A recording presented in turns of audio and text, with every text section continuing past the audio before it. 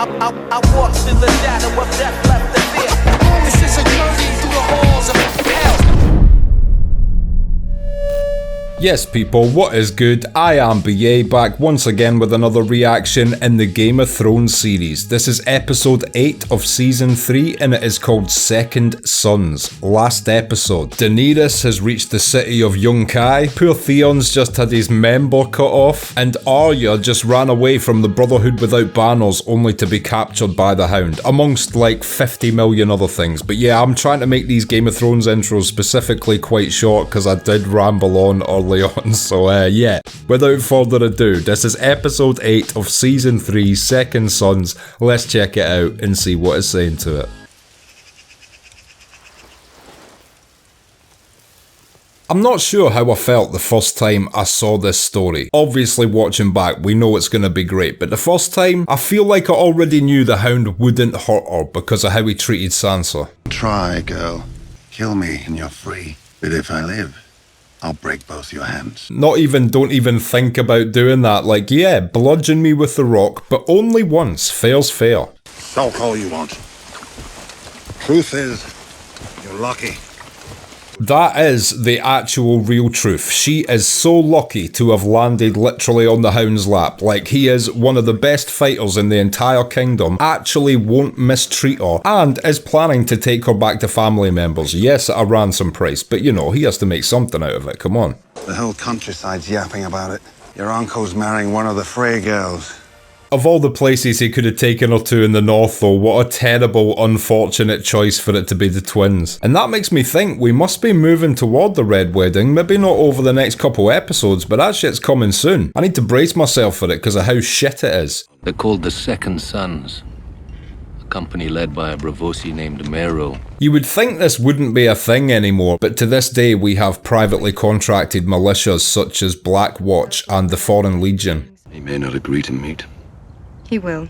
Man who fights for gold can't afford to lose to a girl. While sexist, kinda true, you know, back in them times, if Daenerys hands these guys their asses, no one else is gonna hire them again. And, Dario Naharis.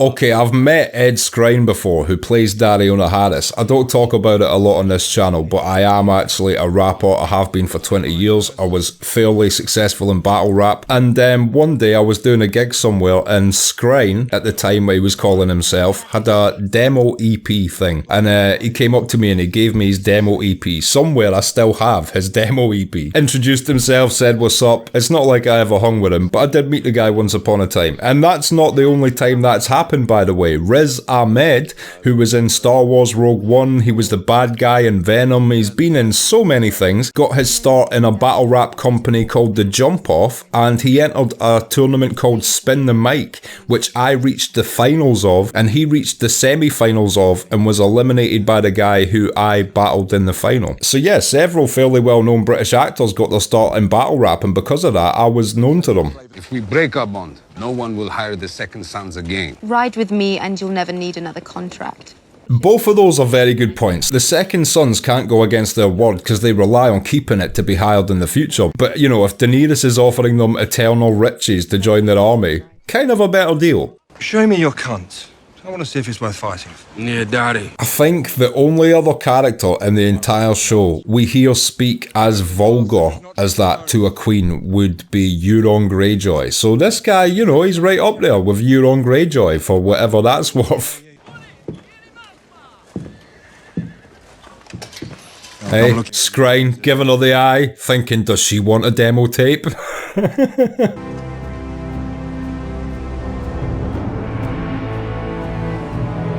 Gendry's on a little sightseeing tour of Westeros. He's just been on a boat for a few days checking out castles. Half Robert, half Lobo. That's crazy that Stannis could detect all that just by taking one glance at his face. If it needs to be done, do it. Don't torture the boy.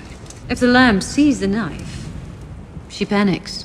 What a dark conversation, and also, I brought this up a few episodes ago, or last episode, but why didn't they just drain the necessary amount of blood in him they needed and allow his blood to replenish over time? You know how like people can give blood donations to blood banks and shit? Why didn't she just blood bank him until the end of time? She'd have a fucking vat of king's blood.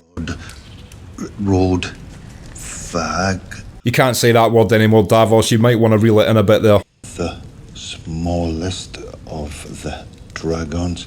It's adorable how he pronounces the word dragon though. We swapped the O's for I's verbally long ago. This guy, he says it like it's fucking written. I'm sorry about your son. Didn't get the chance to tell you before. It's a weird set of circumstances for Stannis to deem the Onion Knight worthy of imprisonment while, you know, saying rest in peace to your own son. Maybe I'm off the mark here, but Stannis almost strikes me as written to be somewhat autistic. Because he has your blood in his veins. So did Renly. Renly wronged you.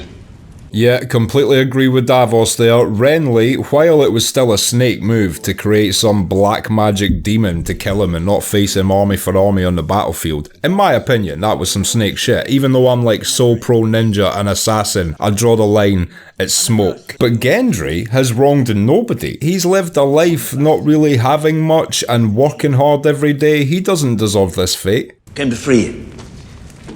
If you swear never to raise your hand to the Lady Melisandre again. And deep down, I feel like Stannis is freeing Davos because he knows that while he may disagree with him from time to time, Davos genuinely wants what's best for Stannis. The only time he questions the Red Woman is if he thinks it's actually wrong for Stannis to do what she wants him to do. She talks too much. You talk too much. She won't talk so much when she's choking on my cock. The leader of the Second Sons is such a jock douche. Tonight's a new moon. One of us slips into our camp, pass her on solid in her nights.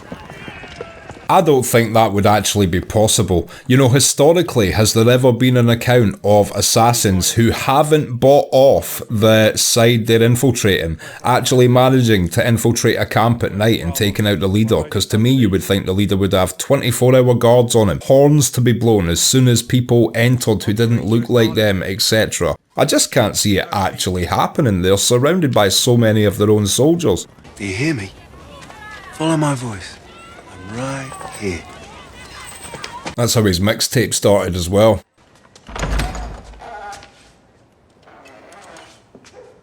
Oh man, does Tyrion walk into a single room this season without being met with a face that fucking hates him? I didn't ask for this. I hope I will not disappoint you, my lord. No, don't. Oh, anytime Sansa speaks now, it's a shame because there's not much middle ground with Sansa's character where you actually get to enjoy what she's saying. Like, you know, in the first few seasons, you're like, oh, you absolute naive, bratty child. And then at this point, she's already had, like, her joy stripped from her, so her delivery's very flat from this point out, mostly. And the little moments where Sansa does get to smile throughout this show, man, they're so few and far between. But I promise you one thing, my lady. I won't ever hurt you. That's probably the best deal she can get in King's Landing. We're going to be sisters soon. We should be friends. You're a musical girl, aren't you? Saucy reacting to Marjorie's affection with all the love of someone who's arachnophobic, who's just fallen into a giant spider web. Second wealthiest family in Westeros now. Of course, ambitious climbers don't want to stop on the second highest rung.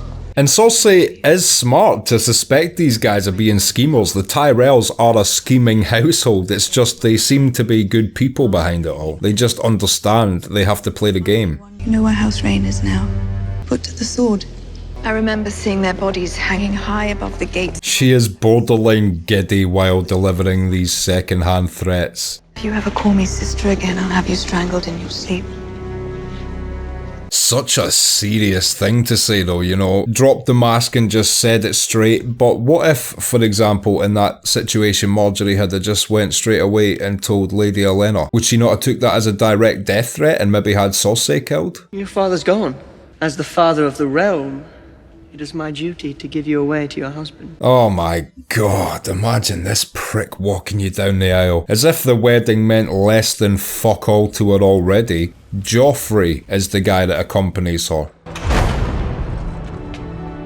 If I was Sansa, I would be like, yo, I need to start carrying a hidden blade so that any time this dude is within 5 feet of me, I just lunge at his throat and it's done. Because Joffrey wouldn't even be able to overpower Sansa realistically. She could just grab him and cut his little bitch head off right now. Oh, fuck off. You can't even spare your uncle a smile.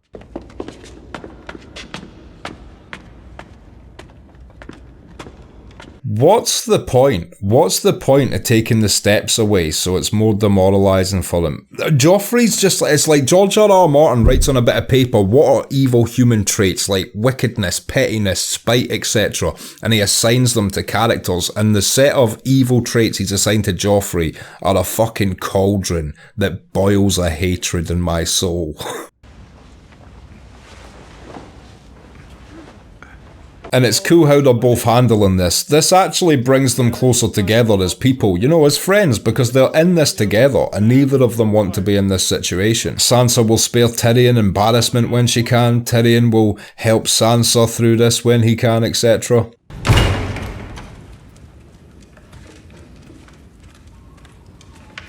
I mean, it's one of two things if a woman brings you into a room like this, you know. It's either going to be the time of your life or your last moments ever recorded on grainy 35mm film footage. Taste this. You think I'm trying to poison you? A little bit. That doesn't reassure me. You're a witch. That's like a fish going, oh, you think I'm trying to drown you? And then submerging itself. Yeah, you can do it. You're a fish. You think this is all a mistake and that you'll have to pay somehow for every bite you take? That thought had crossed my mind, yeah. It's like Gendry's instincts kicking in a bit, like he's getting that dread, you know, when your instinct just tells you you've walked into a dangerous environment. Father chose your mother because the Lord of Light willed it. He willed it so you could be here. Is that kinda true? Because the Lord of Light did show himself to be working towards the destiny of conquering the Night King. So as fucked up as it is she correct? The Silent Sisters, with their stern looks, muzzled mouths and dried up cunts. The Silent Sisters, so that's like some religious sect of nuns that muzzle their mouths. That sounds so creepy. Death is coming for everyone and everything. The darkness that will swallow the dawn. I mean, stop her when she tells a lie. She is predicting the future right now. She is talking about season 8. What are you doing? I'm not even mad at you, Gendry. It is a snare trap we would have all stepped on.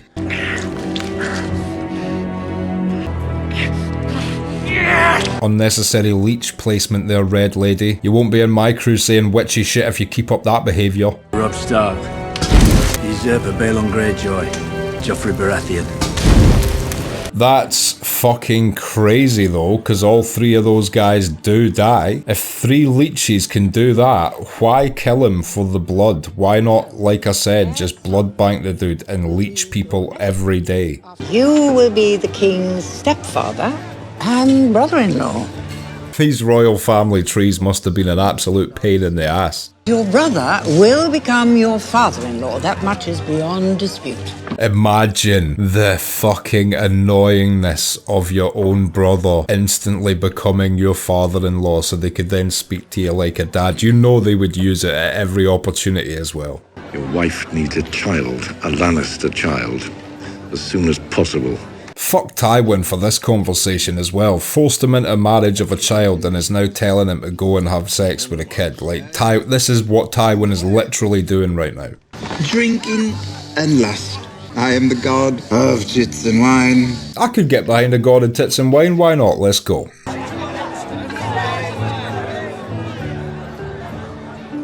And, you know, that small glass raise to Loras there meant so much, because even while drunk, that was Tyrion saying, like, yeah, and you've got to do the same thing with my sister, and you're not even into women, so, you know, cheers to you, you're going through the same shit as me.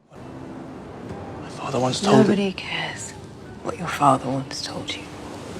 Oh, the sexual tension in this scene is steamy. You've married a Lannister. Soon you'll have a Lannister baby. It's a dream come true for you, isn't it? He's a fucking asshole at all opportunities. Maybe I'll pay you a visit tonight after my uncle passes out. Sir Meryn and Sir Boris will hold you down. Seriously, when is the moment when this guy dies already? Can we get to that moment? Can I react to that episode next, then go back to chronological order? Then you'll be fucking your own bride with a wooden cock. Even though he said bride in the English Cockney way there instead of the posh accent that he's supposed to have in this show, I respect his sentiment toward the king. I'm sure Tyrion did not mean to threaten the king.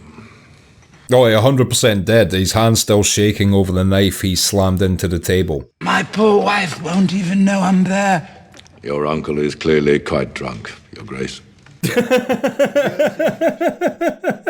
I don't know how he does it. It doesn't even look like he's trying Charles Dance, but he always picks the perfect mannerisms and shit for his line deliveries. You can tell he's a really classically trained actor that probably sits, looks at each line, thinks about a good cadence and vocal tone, and then what micro mannerisms he should put along with it. He probably has it all thought out before he walks onto set and does the exact same take 20 times and shit.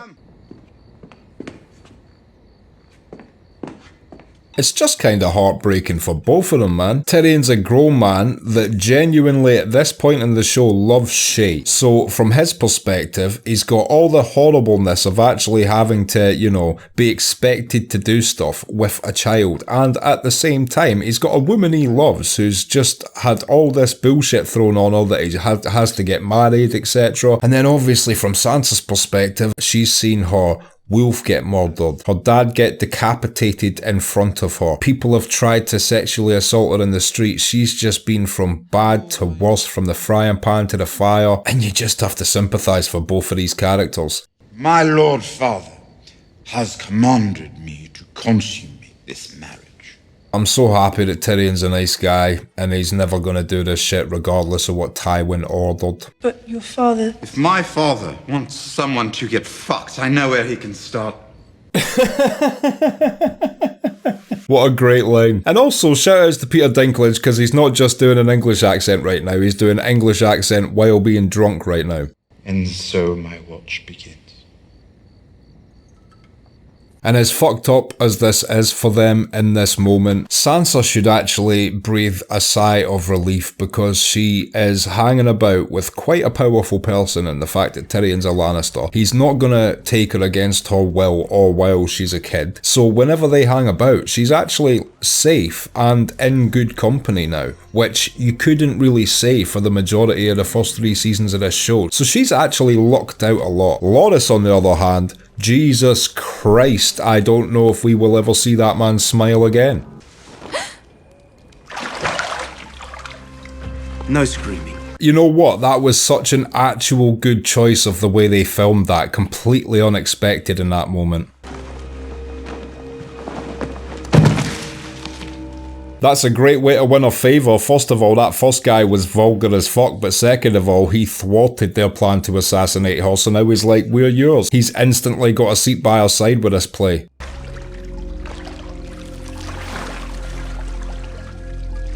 The director of this episode is the single greatest man to have ever lived. The second sons are yours, and so is Dario Naharis.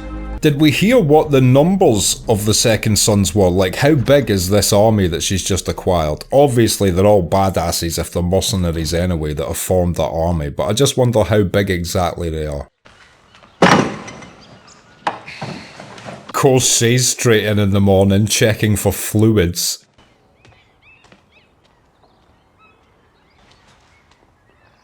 Yeah, I want to hear an actual verbal apology, even if Sansa doesn't know why you're saying it in that moment. You better say sorry right now, and then just go, oh, I don't know why I said that, see you guys later. Expecting the worst in him, coming from you, and what you end up doing.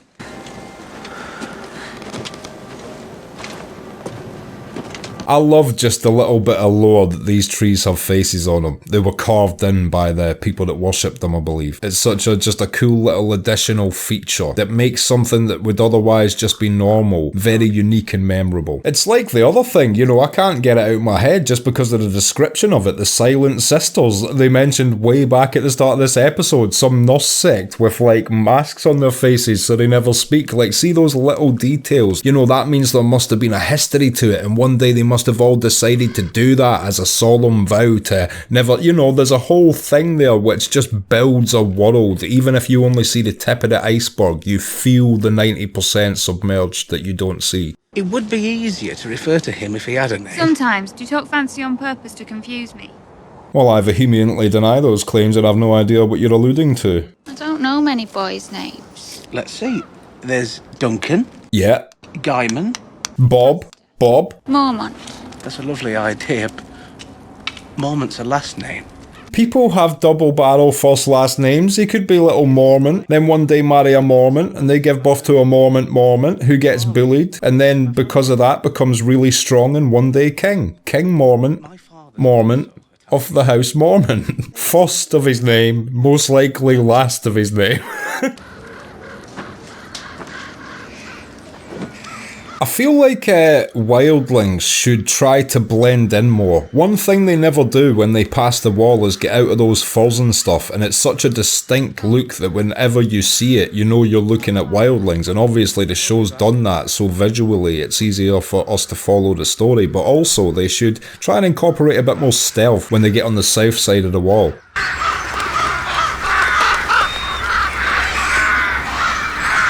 Definitely doesn't look like a good omen.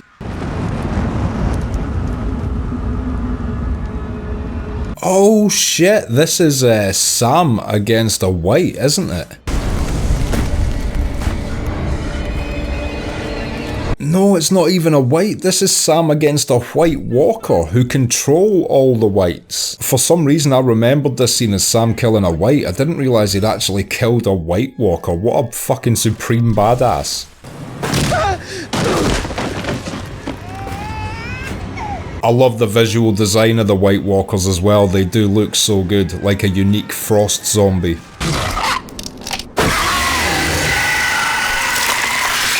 Those effects there, it just looks so brilliant. Oh man. And I'm gonna say this a lot because George R.R. Martin really does thrive in his little good ideas, but I love that Obsidian Dragonglass is also discovered to be a thing that just so happens to kill White Walkers. Everything needs a kryptonite and it's cleverly worked into this show. Okay, and that was episode 8 of season 3 of Game of Thrones, Second Sons, and I will be back in just a minute with my thoughts on that. So, Second Sons, what did I think of that? I loved this episode. There was a lot going on, as always. Obviously, the title of the episode suggests we got introduced to the Second Sons. Shout out to Ed Skrein in that time I got his mixtape off him. And while they're not the most supremely interesting thing Daenerys encounters, like for instance, I think just design-wise, the Unsullied are far more a badass regiment. It's just cool to see how many additional units from different places she acquires on her travels throughout these cities. And the Second Sons are just another dope unit that I actually don't even think about too often, but man, she acquires just badass group after badass group and accumulates such an incredible army throughout the next few seasons. And then there was Tyrion and Sansa's wedding. Now I've seen it, I do remember seeing it, but for some reason I remembered it that they were meant to be married but it never went through, but maybe I'm remembering that for Joffrey and Marjorie. But Tyrion's such a gentleman throughout it all, both of them obviously completely powerless in this situation and reluctantly just doing what they are instructed to do, but the fact that within that, the way they've both handled it, it makes them both so endearing to me. They're both just doing their best to get through this, and I feel like even Sansa, who at first was just like, this is the worst shit ever for me, is now seeing it as a situation that they're both in together and they can both help each other make that situation easier. And just another episode where almost every act Joffrey did makes me despise him that little bit more. In places, he's almost written to be so wicked, it's like a pantomime villain, but it works really well just because he's a child. Like, I don't think an adult character could actually get away with the level of petty wickedness he constantly deploys, but the fact that he's also a child king, it's the perfect recipe for him to get away with this behaviour and it be believable. And yeah, it's just the most despisable shit ever. And I'm gonna question this so many times and book readers are gonna like swat me down every time, but seriously, that leech power seems incredibly powerful because all three of those names do end up dying. If that is what small samples of Gendry's blood can do, why not just continuously fill leeches and throw them name after name into that little basin until the end of time and take out every single one of your enemies? It seems like an incredibly powerful thing to only use in that one scene. And what an absolute legend Sam is becoming, you know. I feel like I fairly criticised him early on, and now I feel like I'm fairly easing up on him because he's proven himself, and love is making him step up and be that man that he never really bothered about wanting to be before. Like, I do not think he would ran towards a White Walker with a piece of dragon glass on behalf of one of his Night's Watch brothers, for example. But because he loves Gilly, this has given him a newfound bravery to fight through the fear and things that he would normally feel. And for him to be the first person in the entire show to get a kill on a White Walker is incredibly significant, because a White Walker isn't just a white, which is a raised dead human. A White Walker is a general in the army, only given orders to by the Night King, even though you don't hear them speak. You know, that's clearly how it is structured. And that's something he'll be able to drop in conversations until the end of time. Anytime from now on someone says something like, oh, you're useless, Tarly, you eat too much, you'll be like, what's that? You killed a White Walker. Oh, you didn't? Oh, I killed her. Shut the fuck up. So yeah, shout out to Sam for that great moment, and also that Dragonglass is one of the few kryptonites towards the Army of the Dead, which obviously plays a huge part in the storyline going forward, figuring out what actually kills these things. But yeah, I would say this was probably one of my favourite episodes of this season, all things considered, and I'm looking forward to seeing next week's, because you know episode 9 is always when the shit hits the fan. If you've liked this video, click like, subscribe to the channel to see more videos like this, ring the bell to be notified as to when they drop. If there's anything you want to talk about, comment down below, and share this around to anyone you think might appreciate it or want to watch these reactions along with us. My Patreon link is down in the description. If you become a patron, you get access to my blog, you get access to these reactions I put on YouTube a month and a half in advance, and you also get access to full-length versions of everything I react to. So consider becoming a patron, it helps me and my channel out so much, and until next time, I have been BA, peace.